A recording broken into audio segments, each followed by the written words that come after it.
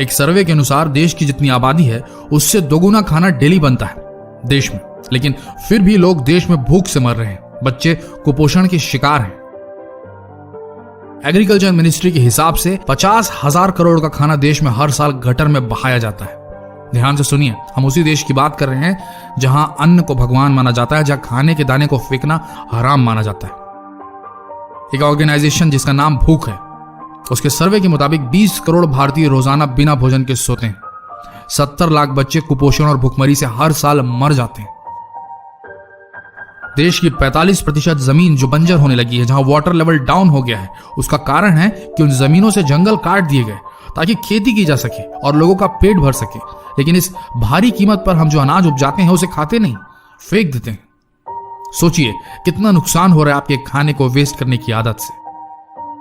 300 million litre तेल हम रोज जलाते हैं उस खाने को पकाने के लिए जो नालियों में बहा दिया जाता है। अगर इंसान है तो प्लीज राशन का सामान उतना ही खरीदें जितनी जरूरत हो। ऑफर्स के चक्कर में ज्यादा कभी न लें क्योंकि वह कूड़ेदान में ही जाएगा। 20% सामान हम भारतीय जो खाने के लिए खरीदते हैं वो फेंक देते हैं। स्टैटिस्टिक्स को ध्यान में रखें, दिमाग में रखें। बाजार से सब्जियां लेकर आते वक्त ध्यान दें कि घर में कितनी इस्तेमाल होगी और कितनी वेस्ट होगी। हरी साग भाजियों को पहले बनाकर खत्म करें, अन्यथा फेंकने में जाएगी। दिन का खाना बच गया है तो उसे रात में ही फ्रिज से निकालकर इस्तेमाल कर लें। दूसरे दिन का प्लान करेंगे तो खराब हो सकता है। रात में बचे तो उससे ब्रेकफास्ट कर लें। अगर ऑफिस में काम करते हैं या किसी भी जॉब में है जहां कैंटीन की सुविधाएं उपलब्ध हैं, या कोई होटल आपके पहचान का है जहां खाना रात में बच जाता है, तो मैनेज कीजिए उनके साथ मिलकर। कांटेक्ट कीजिए अपने आसपास के एनजीओस को, वो हेल्प करेंगे ये खाना जरूरतमंदों तक पहुंचाने के लिए। शादी पार्टियों में भी ये चीज की जा सकती है। और इन सबसे बड़ी बात, आप सभी युवाओं से, देश के यूथ से विनती है कि जब कभी बाहर आउटिंग के वक्त या घूमते फिरते कुछ खाने का मन करे तो प्लीज घर में फोन जरूर लगाइए। माँ को जरूर बोलें कि आज मेरे लिए मत बनाना माँ, नहीं तो देश की मेहनत भी उस खाने के साथ नाली में जाएगी और आपकी माँ की ममता भी वहीं बह जाएगी।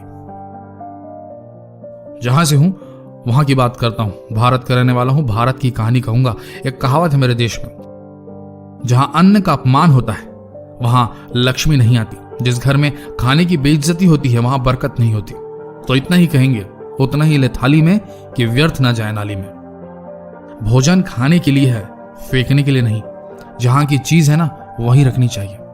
और ये वीडियो शेयर करने के लिए है, देखकर भाग जाने के लिए नहीं, क्योंकि आप तो भाग जाएंगे पर आपकी अंतरात्मा कचोटती रहेगी आपको। धन्यवाद।